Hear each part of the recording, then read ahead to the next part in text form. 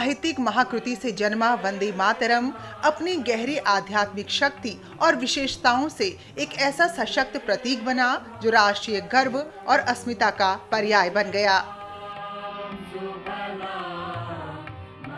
ये केवल एक गीत नहीं है, ये हमारी मातृभूमि के प्रति श्रद्धा और समर्पण की एक गहन घोषणा है।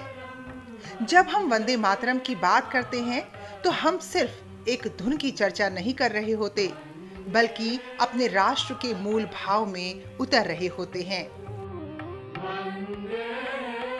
ऋषि बंकिम चंद्र ने वंदे मातरम लिखकर एक ही रचना में प्रार्थना, कविता और रणघोष तीनों को समाहित कर दिया।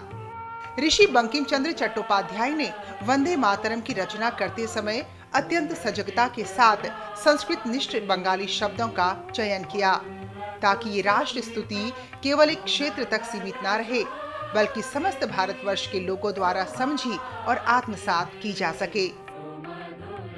बाद में रविंद्रनाथ ठाकुर ने भारत भाग्य विधाता, जिससे हमारा राष्ट्रीय गान लिया गया है, की रचना करते समय भी संस्कृत निष्ठ बंगाली भाषा का प्रयोग किया, जिससे उसका भाव पूरे देश में समान रूप से संप्रेषित हो सके और वो राष्ट्रीय एकता का सशक्त माध्यम बन सके। वंदे मातरम गीत ने नदियों, खेतों और मंदिरों के माध्यम से भक्ति और श्रद्धा जगाने के लिए भारत माता का मानवीकरण किया। इसमें मातृभूमि को सुजलाम सुफलाम यानी जल और फल से परिपूर्ण, शस्य श्यामलाम यानी हरी भरी फसल वाली और मलयज शीतलाम यानी चंदन की हवा से शीतल कहा गया। साथ ही मंदिरों में शक्ति की पूजा की कल्पना की गई।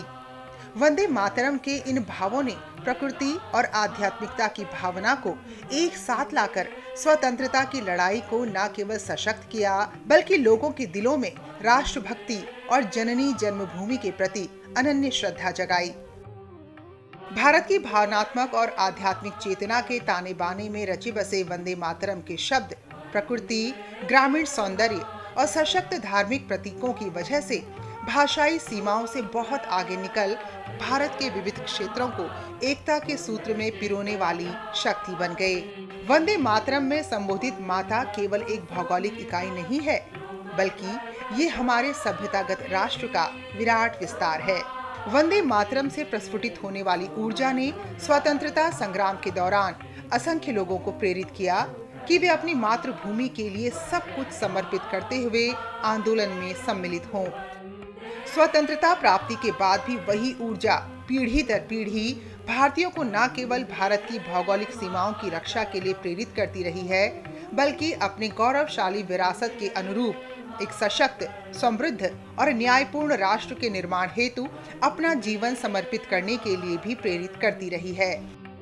वंदे मातरम के शब्दों में अंतर्निहित शक्ति ने समाज के हर क्षेत्र के लोगों में गहरी श्रद्धा और अडिग कर्तव्य बोध पैदा किया, और ये गीत समय के साथ विकसित होकर राष्ट्रीय अस्मिता का सशक्त प्रतीक और मातृभूमि के प्रति निष्ठा की गंभीर प्रतिज्ञा बन गया।